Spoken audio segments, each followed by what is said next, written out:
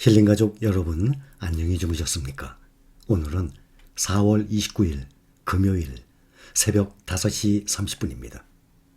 알고 계시는 분들은 또 계시겠지만 폭등을 했습니다. 미국 증시가 특히 필라델피아 반도체 전 종목들이 폭등을 하다시피 했어요. 지수가 5.58%나 올랐습니다. 다우 1.85% 상승해서 33,916. 나스닥 3.06% 상승했습니다.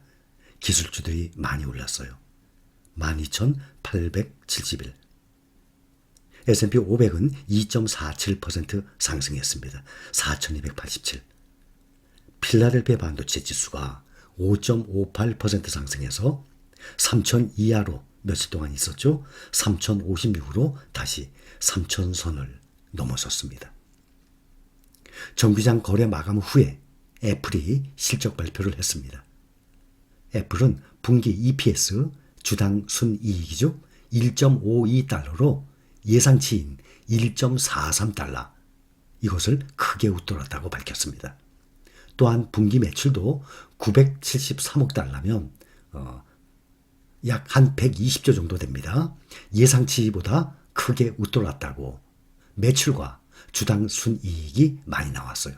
또 900억 달러 정도, 약 110조 정도 규모의 자사주 매입도 함께 발표했습니다. 애플이 오늘 장에서 4.52% 상승하고 아마존이 4.65% 상승했습니다. 둘 다 마감 후에 실적 발표를 앞두고 이렇게 상승을 했어요. 문제는 애프터마켓에서 장 마감 후에 애프터마켓에서 아마존이 지금 폭락 중에 있습니다.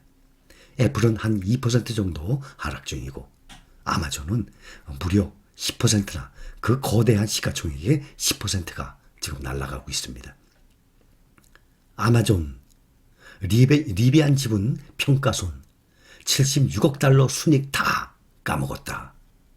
지금 아마존 자체선 괜찮았는데 리비안 지분에서 손실이 많이 났습니다. 아마존이 전기 트럭 업체 리비안 주가 폭락 그 유탄을 맞아서 대규모 손실을 기록한 것으로 나왔습니다. 실적 전망까지 낮춘 바람에 주가는 큰 폭으로 지금 하락하고 있습니다. 아마존이 리비안 지분을 한 18% 정도 가지고 있고 포드는 12% 가지고 있어요. 조지 소로스도 조 단위에 투자했다가 반토막 이상 났습니다. 주요 주주예요. 아마존과 포드가. 38억 달러 분기 손실 나왔습니다. 장 마감 뒤에 공개한 분기 실적 시장에 충격을 줬어요. 오늘 이렇게 급등을 했습니다. 그러면 오늘 밤에 열리게 되면 또 아마존 때문에 또 하락할지 모르겠습니다. 1분기 매출은 전년 동기 대비 7% 증가했습니다. 애널리스트 전망치를 웃돌았어요. 그러나 리비안 때문에 발목이 잡혔습니다. 아마존은 1분기 모두 38억 달러 손실을 기록한 것으로 나왔습니다. 리비안 지분 평가손 76억 달러가 없었다면 오히려 38억 달러 흑자를 냈음을 뜻하는 것 아닙니까? 아마존은 리비안 평가손 여파로 주당 7.56달러 분기 손실을 기록했습니다. 리비안이 올 들어 금리 상승에 따른 이 기술주들 하락, 요즘 많이 하락했죠, 기술주. 20% 이상 하락했습니다. 필라델피아 반도체는 30% 가까이 하락했어요. 이런 경우가 거의 드물거든요. 필라델피아 반도체 지수가 28%, 30% 가까이면 준 경제 위기급이에요. 그런데도 불구하고 장기 투자자 마인드를 가지고 있는 우리 여러분들은 잘 견디고 있는 거래도요. 또 앞으로도 생산 확대가 더디게 되기 때문에 주가가 폭락하고 있어요. 아마존 분기 매출 증가율이 7%. 이것은 2001년 닷컴 거품 붕괴 이후에 가장 낮은 성장세예요. 자, 잘 들으세요. 닷컴 버블 때 20년 전에 아마존이 107달러였어요. 주가가. 그런데 그때 7달러로 떨어졌어요. 93%가 날아갔어요. 107달러에서 7달러. 그런데 그 이후에 지금까지 20년간 404배 상승했어요. 400배 이상 올랐어요. 여러분, 아파트 가격이 20년 전에 비해서 현재 몇 배 올랐습니까? 내 집 가지고 계신 분들 계산해 보세요.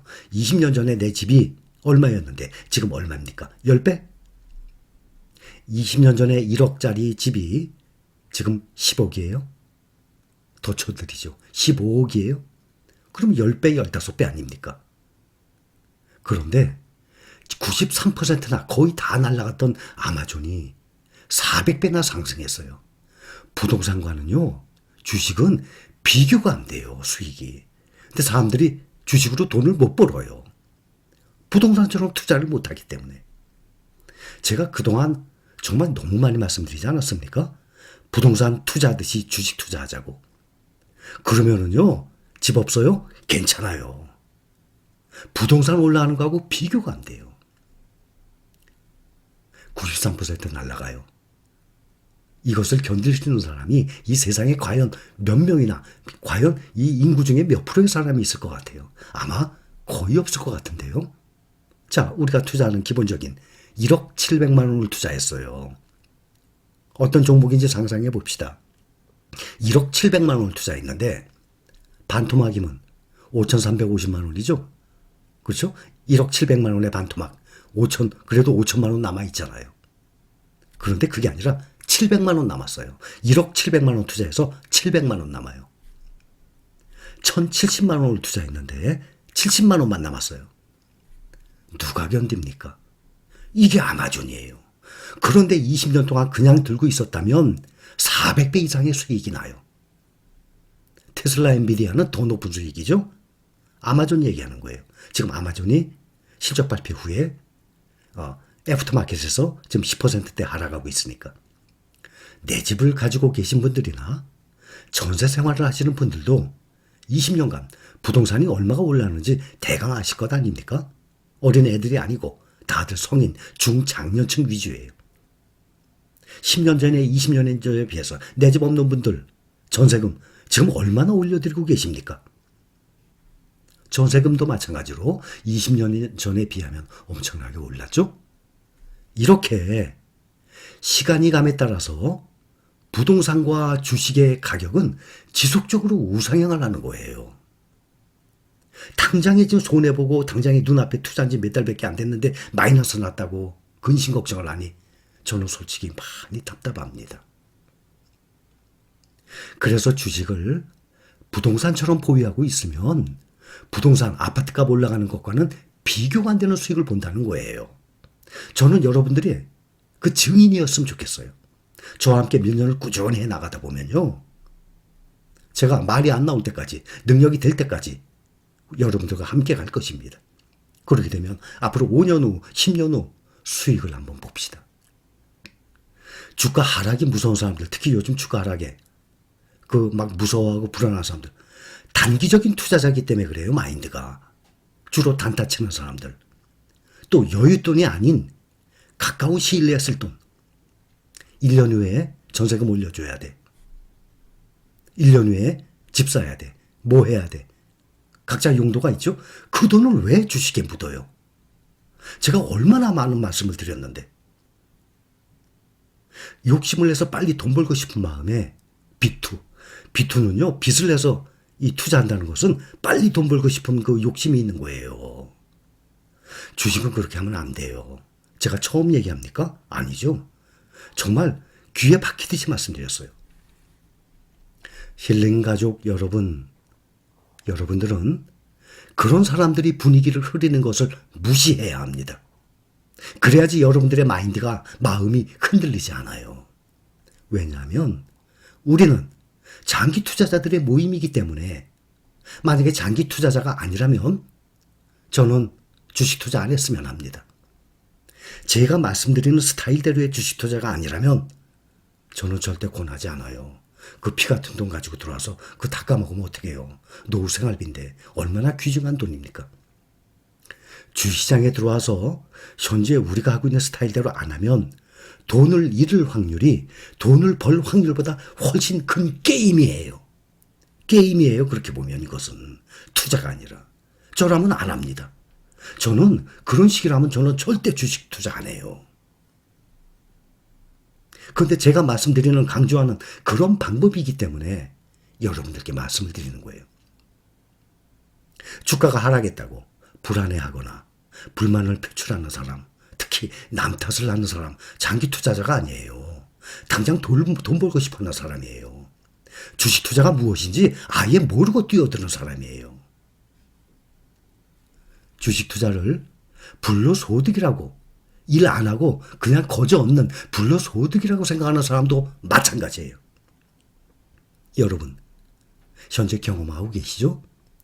정신적인 노동의 대가가 아주 큽니다. 주가 하락으로 인한 극심한 공포와 미래에 대한 그 불안, 그것을 안고 희망을 가지고 기다리는 것 아닙니까? 그 정신적인 노동, 이것은요, 육체적인 노동에 비할 바가 아닙니다. 그것을 다 견디고 헤쳐나가서 수익을 내는 거예요. 그러니까 주식이 뭔지도 모르는 사람은 그 불로소득이라고 생각해요. 천만의 말씀. 해보면 알 것입니다. 뭐 피 마른다는 말, 그렇죠? 돈 문제가 걸려 있으면 사람은 정말 정신이 피폐해질 정도로 피가 마를 정도입니다.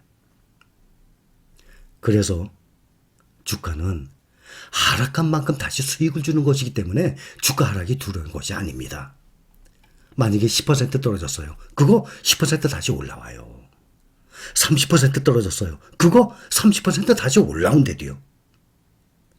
근데 당장 올라가길 바라면 그것은 잘못된 생각이란 말이에요. 투자한 지 3년, 5년 됐나요? 아니죠. 몇 달이에요.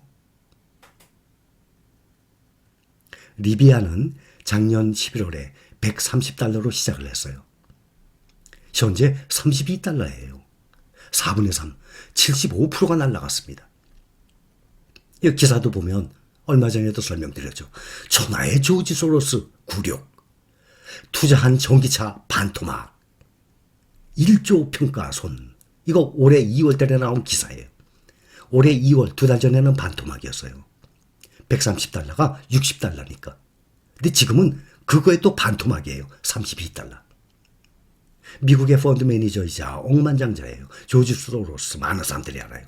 작년 4분기에 꼭지죠. 전기차 업체 리비안에 20억 달러, 2조 4천억을 투자했다가 주가가 반토막 났어요. 2월 달에. 지금은 더 떨어졌잖아요. 32달러. 어젠가 며칠 전에도 말씀드렸죠. 투자의 대가들도 크게 투자 손실을 본다고 말씀을 드렸듯이 주식시장 역사에 우리 개인 투자자 말고 전문가들도 수없이 반토막을 당합니다. 넷플릭스에 투자했다가 3개월 만에 5천억 날렸잖아요. 리틀 버핏. 또 국민연금도 크래프톤에 작년에 투자를 했다가 지금 반년 만에 주가가 반토막이 나서 1조 정도에 날아갔어요. 우리 개인 투자자들과는 비교를 할 수 없는 실력 있는 전문가들인데도 불구하고 말입니다.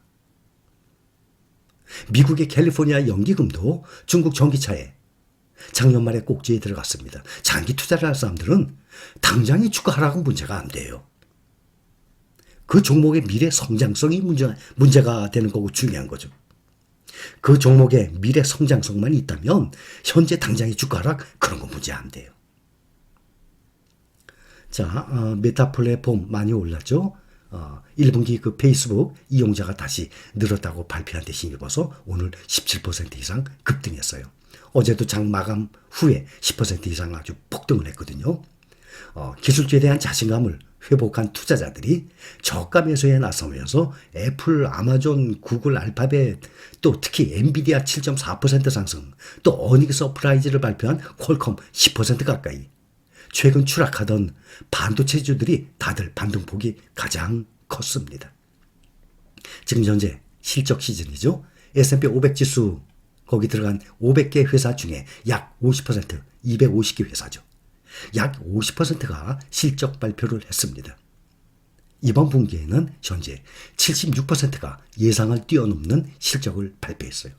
그러니 100개 회사 중에 76개, 4분의 3이죠. 항상 예상을 뛰어넘는 실적이 나와요. 분기 실적 발표할 때마다. 제가 그때마다 항상 말씀을 드렸죠. 76%, 78%, 80% 이상. 그러니 4분의 3 이상이 항상 예상을 뛰어넘는 실적을 발표하기 때문에 1, 4, 7, 10월달 실적 시즌 보면 주가가 상승을 하는 경우가 상당히 많았습니다. 이렇게 예상을 뛰어넘는 실적을 발표하니까 경기는 둔화되고 있지만 기업의 실적은 튼튼하다, 견고하다는 의미입니다. 미국의 1분기 국내 총생산, GDP 예상외로 전년 동기 대비 1.4%가 감소했어요. 경제학자들이 예상 성장률은 1%였는데 여기에 못 미치고 오히려 마이너스 역행을 한 셈입니다. 이 같은 악재를 우크라이나 러시아 문제 전쟁, 중국의 도시 봉쇄 이런 거 다 일시적인 현상이라고 받아들이고 있어요. 당연히 일시적 아닙니까? 평생 전쟁합니까? 중국이 도시를 평생 봉쇄합니까? 다 굶어 죽게. 정말 도시 봉쇄 이거는 생각할수록 있을 수 없는 일이에요. 앞으로 도시가 봉쇄가 해제가 돼서 풀리면 많은 전 세계의 기업들이 이 동남아에 인건비 싸고 인구가 많은 베트남, 인도네시아 이쪽으로 많이들 몰려갈 것입니다. 그만큼 인도네시아나 특히 베트남이 혜택을 받을 것이에요. 중국의 도시 봉쇄로 인해서. 그래서 이 GDP, 국내 총생산 이거는 후행 지표 아닙니까? 이미 지난 거에 발표를 했으니까. 오히려 개인 소비 지출과 기업 투자가 오히려 늘어나는 등 세부 지표에서 미국 경제의 강한 체력을 확인한 결과라는 분석이 나오고 있습니다. 또 1분기 경제 성장률이 이렇게 뒷걸음질을 친 데 대해서 바이든 대통령이 뭐라 했냐면 미국 경제는 역사적 도전 과제에도 불구하고 계속 회복력을 보인다라고 자신감을 나타냈습니다. 그러니 세계 1등 시장이고 꾸준히 100년 이상의 역사 보면 우상향을 꾸준히 해온 시장 아닙니까? 미국이 올해 안 좋아요? 내년 안 좋아요? 후년에 안 좋아요? 안 좋으면 어때요? 그렇다고 다른 나라 주식 사고 있다가 그 타이밍을 어떻게 맞추려고 누가 정확히 알려준다면 몰라도 사람 이상 그거 정확히 알지도 못해요. 결국에는 미국 시장에 다시 또 옵니다. 그렇다면 하락을 하는 구간이에요 미국 시장? 그럼 그때 더 많이 모으면 되지. 그게 장기 투자자의 마인드예요. 국제 유가는 조금 상승했어요. 서부 텍사스산 원유 WTI 가격이 전날보다 3.3% 오른 배럴당 105.36달러의 거래를 마쳤습니다. 오늘 폭등을 했습니다. 오랜만에. 그런데 앞으로 이렇게 올랐다고 계속 오를 겁니다. 아니에요. 주식은 계속 오르내려요. 근데 그것을 짧게 보는 게 아니라 길게 보면 지속적인 우상향이에요. 그래서 우리는 장기 투자를 하는 것입니다. 단타 치는 사람들, 빚내서 투자한 사람들, 당장 쓸 돈 갖다가 주식에 산 사람들, 당장 수익 보고 싶어하는 사람들, 이 사람들 마인드 절대 따라가지 마세요. 장기 투자요? 어려워요. 그렇기 때문에 저와 함께 우리 많은 사람들 함께 해나가는 것입니다. 힐링가족 여러분, 오랜만에 사랑합니다.